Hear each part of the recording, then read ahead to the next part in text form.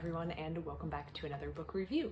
Today I am going to be reviewing a book that I checked out after being inspired by two previous books that I've read and reviewed. So if you want to check out the reviews, just go look for them.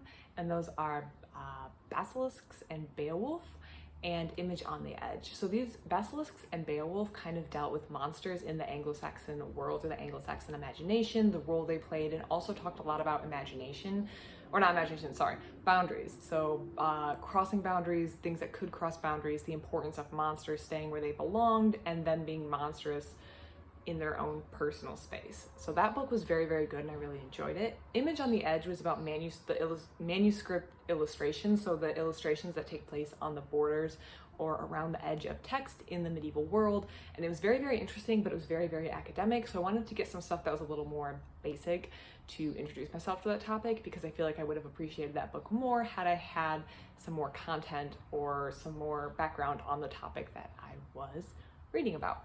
So this book that I checked out today was kind of a blend of those two books. They kind of both inspired me to check out this book, and that is Medieval Monsters by Damien Kempf and Maria L. Gilbert. So we have this creature on the front, and it really is just what it says, kind of a little book, very, very small, about medieval monsters. The back also has this creature being slain. I believe this is St. George and the Dragon.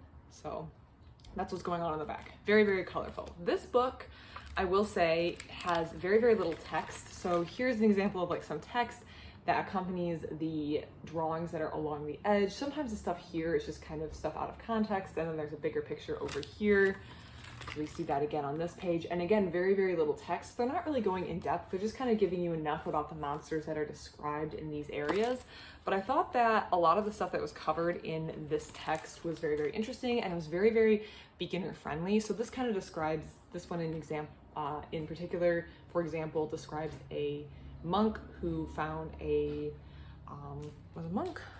priest who, while traveling through Ireland, met a pair of wolves that claim to have been humans, and they prove it, and he is able to give them communion, I guess, because they're dying. So there's like a simple story, and you can clearly follow the illustration. It's right there. It's very clear and easy. So I think it's very beginner friendly like that, and it's also not too intimidating. You have a lot of space to just look at the pictures without being bogged down by the imagination. This scene actually was something that we discussed.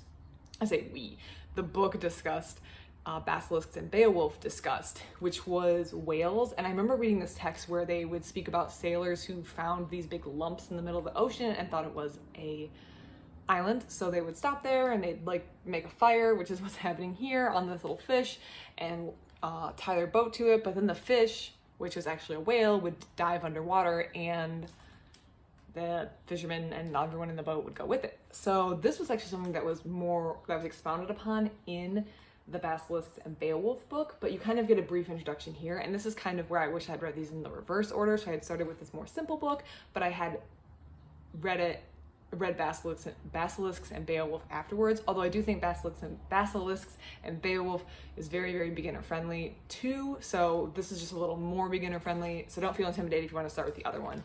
This one is definitely very good if you don't have a lot of time too, but you kind of want to learn some of the basic concepts. There's a lot of just pictures that you can look at and admire. I read this over the span of a couple nights. So again, even though it's short, you do have a lot of content because there's a lot of detailed pictures that you're looking at.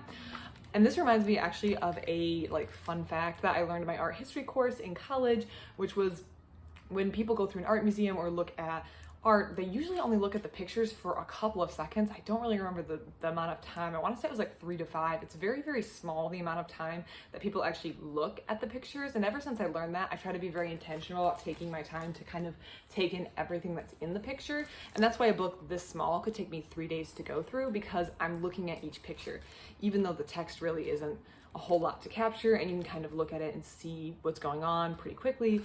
You still want to enjoy all the art and the beautiful art that's in it. So here's a story, and then this is a story about how this man attached some flying monsters to his cage and kind of made his own little airplane, and we get to see this whole scene depicted across 2 different types of art. So like we see it here, and then when you turn the page, you see it on this other page, this full page illustration. And this is the kind of page that you do get time to explore and enjoy the art that's in this, which I really, really appreciated.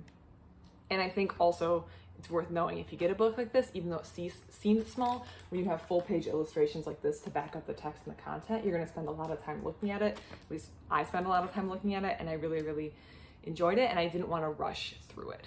So near the end, they kind of go into like the demons, and it ends kind of with these scary pictures of hell that they show.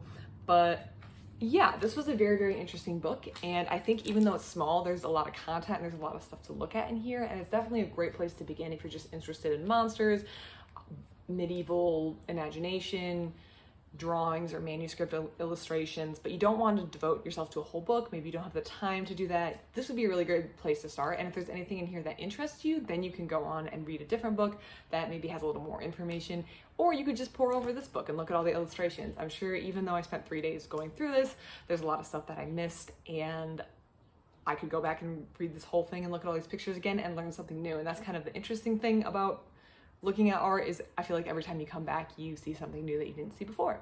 So that's how I feel about Medieval Monsters. I wound up giving this a 3-star. It was very, very good, but again, it's just very small, it's very basic. I personally would have preferred a little bit more text in there, just because I had already read 2 other books on the topic, so I was very curious about everything. Maybe those books kind of primed me to have a lot of questions about the content, and this book was more of an introduction and look at the interesting pictures sort of book, so there was maybe a little mismatch there. Again, that was just me. I would have preferred more text. I think if you're a beginner, or you've never read any books on this, or you're just curious about looking at the interesting pictures, this would be a perfect book for you.